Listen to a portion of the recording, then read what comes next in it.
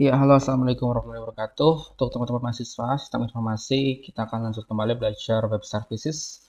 Materi pada kesempatan kali ini kita akan belajar tentang JSON ya, JavaScript Object Notation.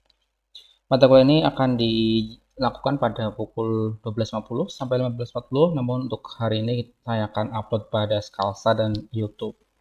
Nah, sekarang kita akan kenalan dengan JSON ya, karena anak-anak SI cukup untuk pengetahuan umum saja ya, tidak perlu sampai detail banget ya dari pengertian JSON ini. Kita akan langsung menuju pada situs json.org ya. Teman-teman bisa lihat di sini ya, di situs json.org bahwa si JSON ini merupakan JavaScript ya, jadi masih turunan JavaScript, namun dia bukan bahasa pemrograman, dia hanya format dari JavaScript array. Nah, JSON itu ringan dan biasanya digunakan untuk beberapa pertukaran data, baik teman-teman yang biasa berkecimpung di dunia front end ya, ataupun baik dari mobile ataupun website ya. Jadi kalau developer front end-nya misalnya menggunakan library JavaScript, React.js atau Vue, itu bisa menggunakan JSON. Nah, begitu juga dengan Android Studio misalnya, kalau teman-teman jadi developer mobile Android Studio menggunakan atau Swift, itu juga umumnya data yang sudah dikonvert dalam bentuk API itu menggunakan format JSON. Nah, si JSON ini bentuknya JavaScript object ya, karena yang udah dari namanya saja object, jadi teman-teman harus memiliki basic ataupun pengetahuan tentang objek pada JavaScript ya. Bagi yang sudah belajar JavaScript, tentunya ini akan menjadi sesuatu yang sangat mudah dipelajari. Nah, si JSON ini ya, dan objek ya, jadi dia itu pakai curly bracket ya, jadi ada left brace dan right brace ya, seperti yang ada di gambar seperti ini. Nah, bentuknya array. Nah, array ini kalau dalam konsep JSON itu ada key pair value ya, ada key-nya, ada value. Nah, kalau di bahasa pemrograman lain itu mirip dengan konsep dictionary ya, ada key-nya, kemudian ada value-nya. Nah, itu yang akan dimudahkan untuk ketika ditransfer ke beberapa tampilan front end lain. Nah, JSON itu mendukung format string, number, bahkan objek di dalam objek ya. Kalau ketemu dengan JavaScript yang nested gitu sifatnya atau bersarang, itu bisa menggunakan nested JSON.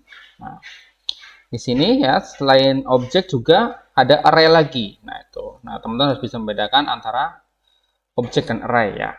Itu di pemrograman 1 dan 2 itu, jangan sampai lupa. Nah, kita langsung saja ya untuk melihat contoh JSON secara praktikal ya, karena teorinya sedikit saja, nggak usah kebanyakan teori. Langsung ke situs penyedia JSON secara online ya. Di sini ada gores.co.in ya, ini yang buat orang India. Nah, kalau misalnya teman-teman punya teman yang profesinya sebagai back end developer, yaitu ngurusin tentang database gitu ya.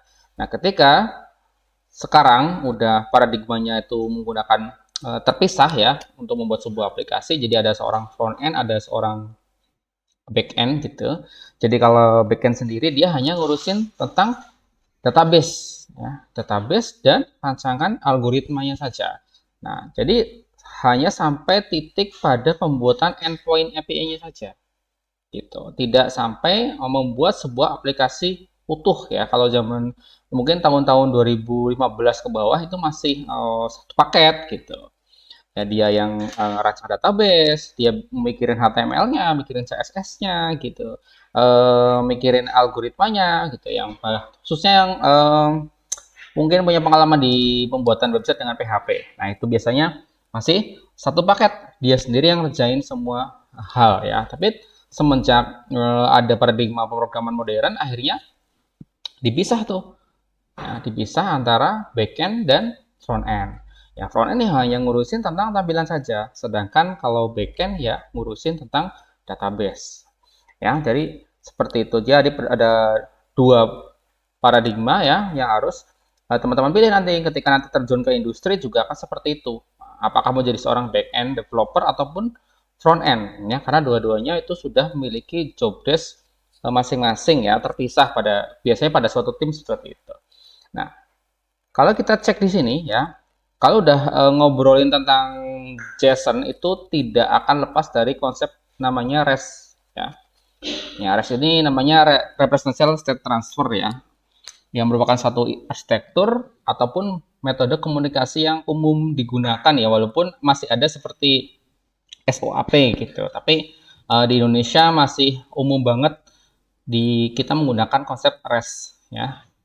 Ya, jadi metode komunikasi yang biasa digunakan oleh developer web ya, baik itu nanti ke web microservice lainnya ataupun ke mobile apps gitu. Jadi menggunakan arsitektur REST di sini. Nah, si arsitektur ini tentunya dia memanfaatkan protokol HTTP ya, Hypertext Transfer Protocol ya. Sebelumnya waktu kita belajar minggu lalu tentang cookies juga sudah membahas tentang cookies, yaitu juga menggunakan HTTP. Nah, jadi si REST ini juga sama. Nah, bentuk dari arsitektur ini datanya ya, data yang dikomunikasikan bentuknya adalah JSON ya, JavaScript Object Notation. Apakah ada yang lain? Bisa kita menggunakan XML gitu misalnya. Itu juga bisa. Nah, di sini kita akan belajar tentang si JSON ini.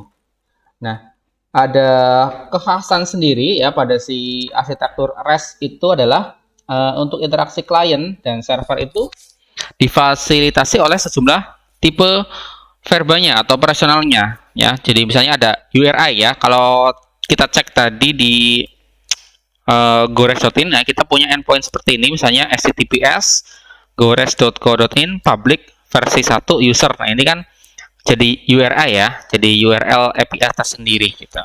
Nah, kalau kita coba klik di sini ya, kalau kita klik API yang pertama, dia muncul data seperti ini ya teman-teman ya. Ini bentuk format JSON. Nah, ini objeknya, ini key-nya, ini value-nya. Ya, kalau yang nested gimana Pak? Nah, kalau yang nested itu contohnya seperti ini, yang komen ya, yang komen ini. Nah, ini ya ada nested ya. Jadi di dalam objek ada objek lagi gitu. Itu yang dimaksud dengan nested JSON ya. Jadi kalau mau menjadi seorang backend developer ataupun front end ya harus memahami tentang konsep dari JSON ini. Nah, kalau backend itu membuat tampilan seperti ini ya di laman website kita ya. Nah, ini data-data array ini yang akan dikonsumsi oleh seorang front end. Nah, jadi perbedaannya ada di situ ya, teman-teman ya. Kalau seorang backend dia dari database kemudian dia rubah formatnya menjadi JSON seperti ini, sedangkan dari front end itu yang akan mengkonsumsi datanya agar tampil pada aplikasi lainnya. Ya, itu contoh dari REST API. REST API. Nah, di dalam REST API itu mendukung beberapa verba yang paling umum di HTTP, teman-teman ya, baik untuk get ya, ngambil data gitu, post data, kita ngirim data, kemudian ada put ataupun patch gitu ya, ketika kita ingin merubah data dalam database, dan juga ada delete ya untuk menghapus data. Itu umum digunakan pada RESTful API. Nah, selanjutnya untuk arsitekturnya saya gambarkan kurang lebih seperti ini ya teman-teman ya. Jadi ketika ada seorang user gitu mengirimkan data ataupun meminta data, misalnya wah saya ingin nampilin data pada aplikasi Android saya, yaitu data harga pangan atau harga kurs terbaru gitu misalnya. Jadi metodenya adalah get ya. Nah, misalnya teman-teman menggunakan aplikasi WA gitu ya, ingin merubah foto profil nih. Nah, itu bisa menggunakan apa? Menggunakan put ataupun post gitu ya. Jadi gambarnya itu diganti, di replace itu bisa menggunakan konsep put ataupun post di REST gitu. Nah, ketika user mengirimkan itu, baik mengambil, mengirim, mengubah ataupun menghapus, dia yang akan merespon pertama kali adalah si HTTP ini ya, protokol HTTP ini. Lalu dia akan menuju ke database gitu. Jadi ada proses jembatan di sini ya, ada tengah-tengah ya, karena tadi sudah disebutkan bahwa REST API ini merupakan media komunikasi ya antara beberapa device ataupun beberapa aplikasi. Nah, ini contoh. Kemudian arsitektur yang selanjutnya di sini. Nah, untuk beberapa API itu akan menggunakan endpoint ya, seperti ini ya. Contohnya ya, misalnya ada, kalau kita ingin menampilkan data, misalnya kalau teman-teman belajar MySQL gitu, ada select gitu ya. Select menampilkan semua data. Jadi cukup garis miring nama API-nya saja. Nah, ataupun misalnya kita akan merubah berdasarkan ID-nya. Ya udah, kita panggil ID-nya gitu. Nah, jadi secara tidak langsung API ini dia akan berada di tengah-tengah ya teman-teman ya. Kalau sudah menjadi format API itu, misalnya kita cukup bikin satu kali, jadi tidak usah bikin aplikasi 2 kali atau 3 kali. Misalnya udah punya satu aplikasi e-commerce ya, Tokopedia, nah, sebut saja Tokopedia. Kita sudah punya aplikasi e-commerce Tokopedia. Nah, tiba-tiba si owner Tokopedia-nya ingin membuat aplikasi Android-nya gitu. Jadi kita nggak usah bikin dari nol lagi, kita cukup manfaatkan API yang sudah ada saja, yang sudah dibikinkan oleh si backend developer itu, tinggal dikonsumsi aja oleh front end-nya dalam bentuk aplikasi Android gitu. Nah, itu juga bisa diimplementasikan pada aplikasi lain, misalnya iOS gitu kan, menggunakan Swift gitu.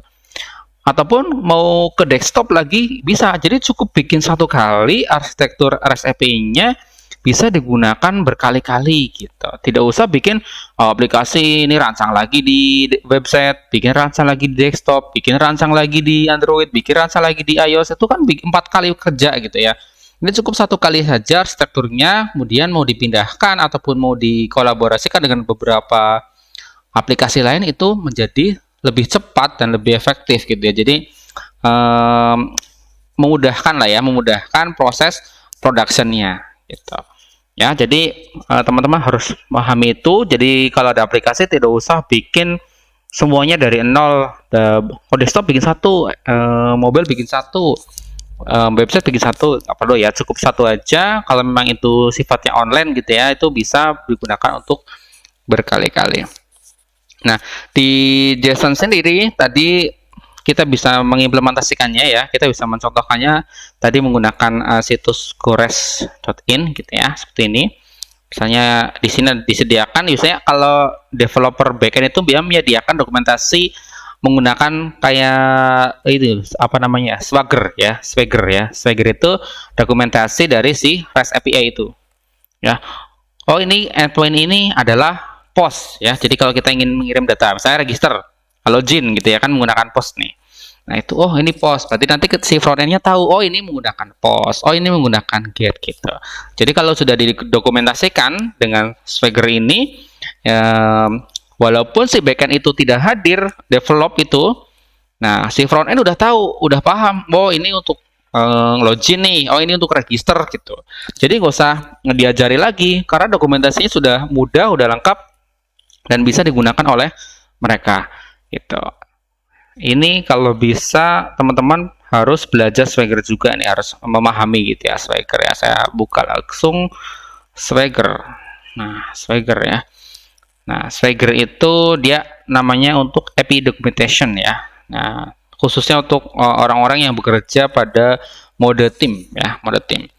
Nah, Swagger-nya itu bisa di hostingkan ya, atau di-upload di hosting di server ya, online kan. Jadi teman-teman orang lain itu bisa mengakses dan mencoba ya untuk Swagger ini. Jadi kalau mau mendokumentasikan JSON API-nya itu bisa menggunakan Swagger. Ya, Swagger.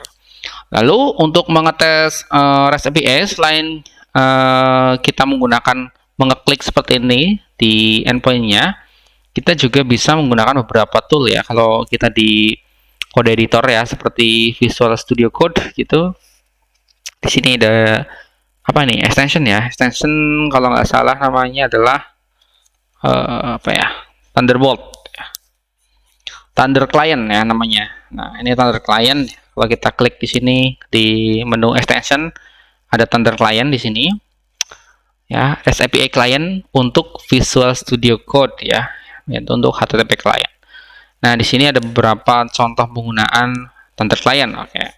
Nah, sekarang kita coba saja. Kalau teman-teman sudah belum menginstal, diinstal dulu ya. Caranya tinggal diklik yang button hijau ya, tulisan install ya. Kalau sudah, maka tampilan installnya seperti ini ya.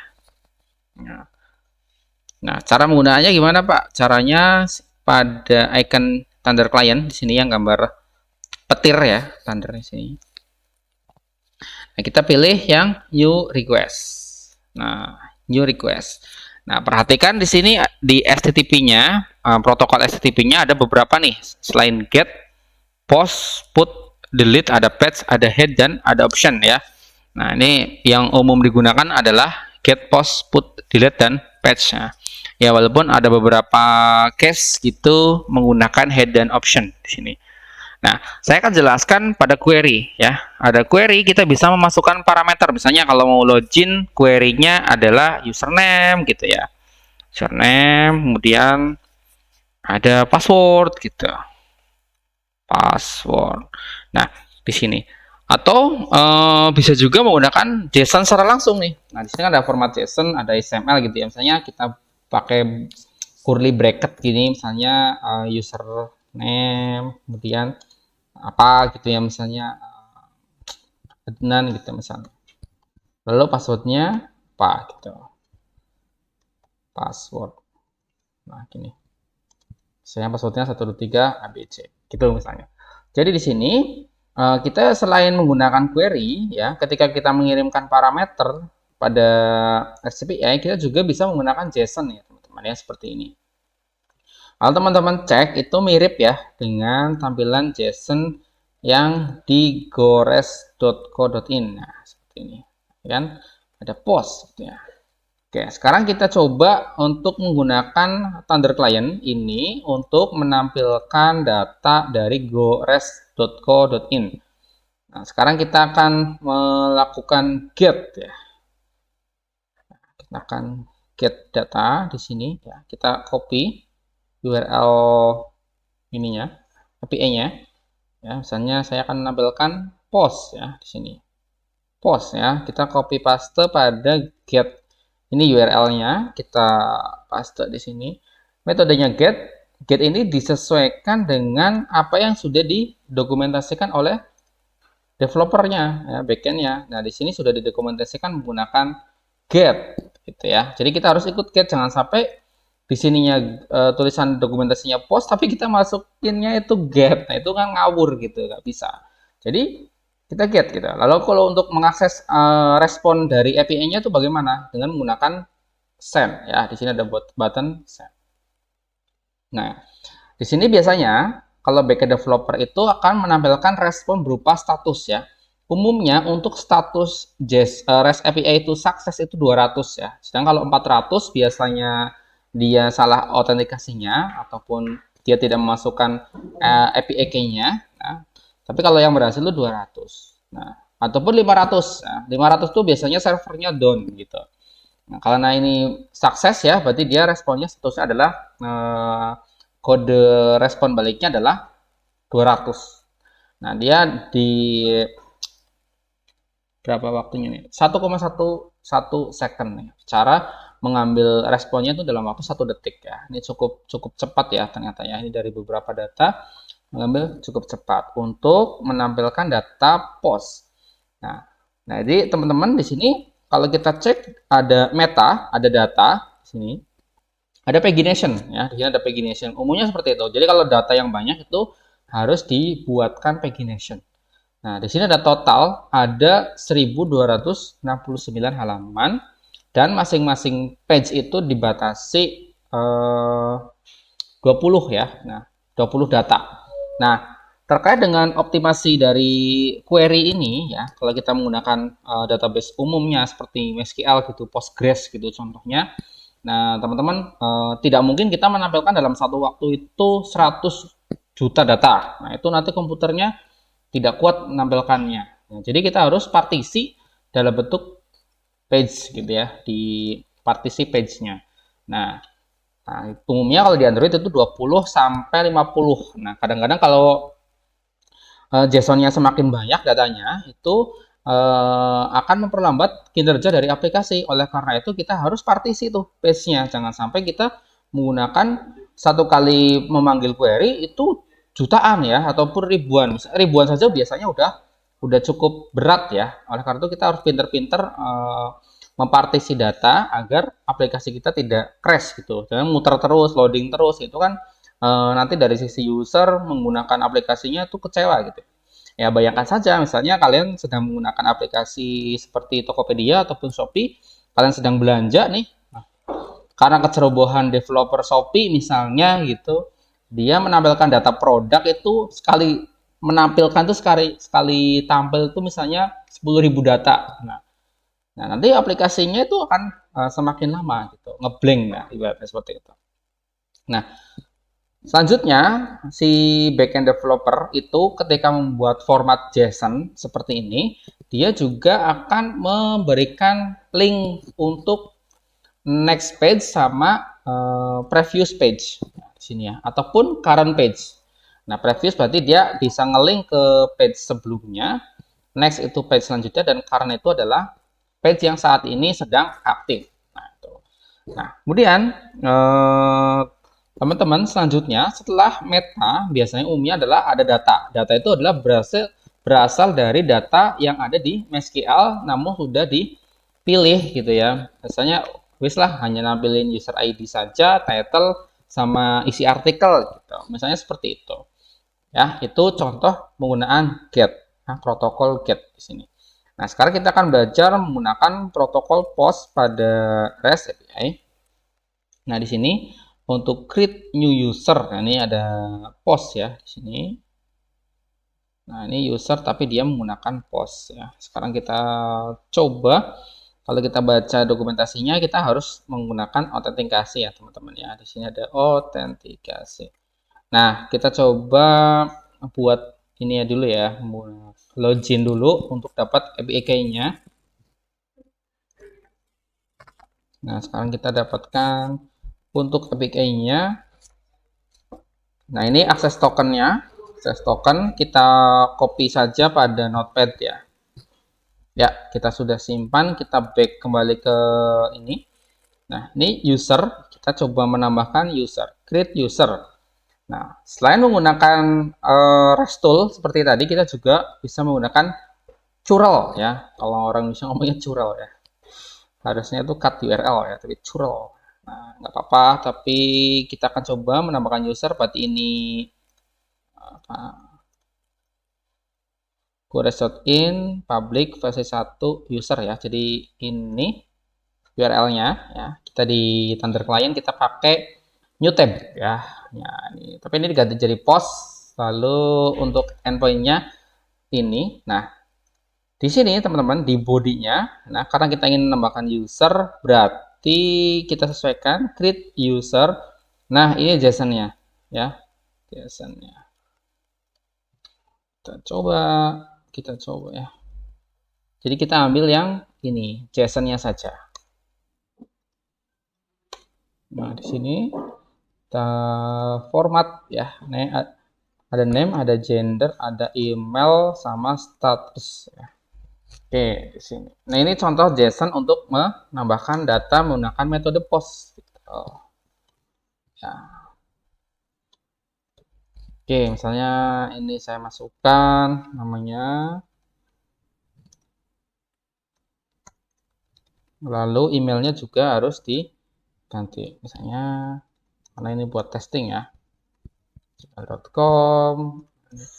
Nah, di sini teman-teman, tadi kita sudah mendapatkan API key ya, API key ya. Di sini dia meminta otorisasinya adalah bearer access token ya. Jadi kita harus mengikuti. Nah, karena kalau kita langsung seperti ini, kita post gini, dia munculnya statusnya 401 ya, teman-teman ya, ataupun unauthorized ya. Jadi autentikasinya gagal ya. Kita tidak bisa mengambil datanya.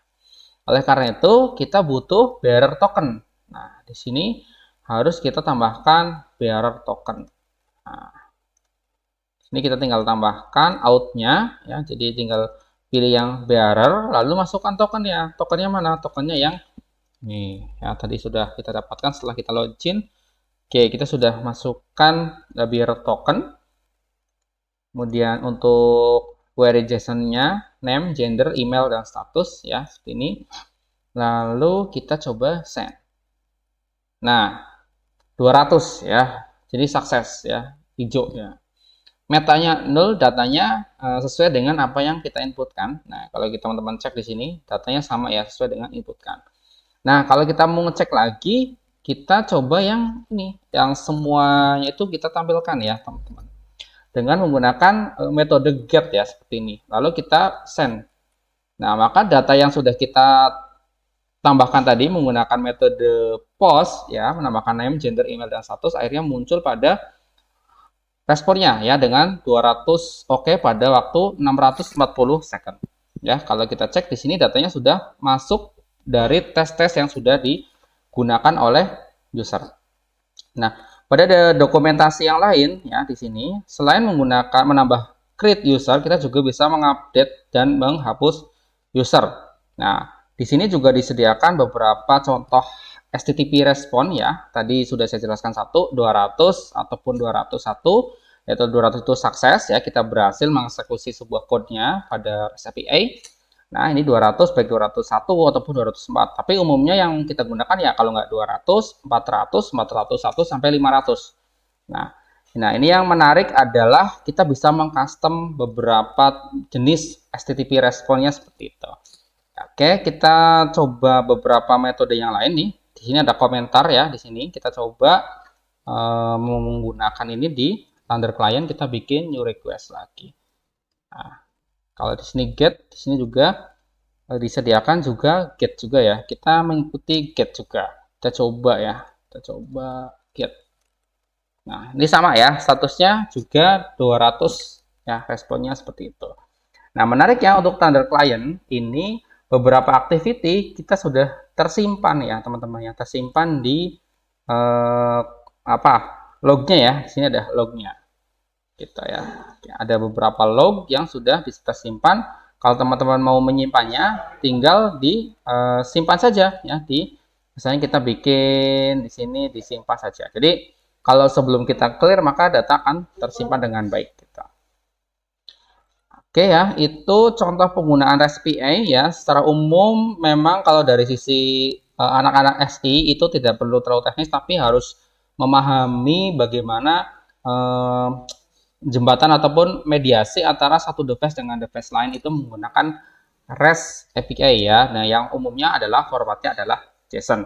Nah, untuk teman-teman yang ingin mencoba ya, yang mencoba membuat narasi, walaupun saya tidak wajibkan, kalau ingin mencoba itu sudah saya buatkan satu playlist di sini.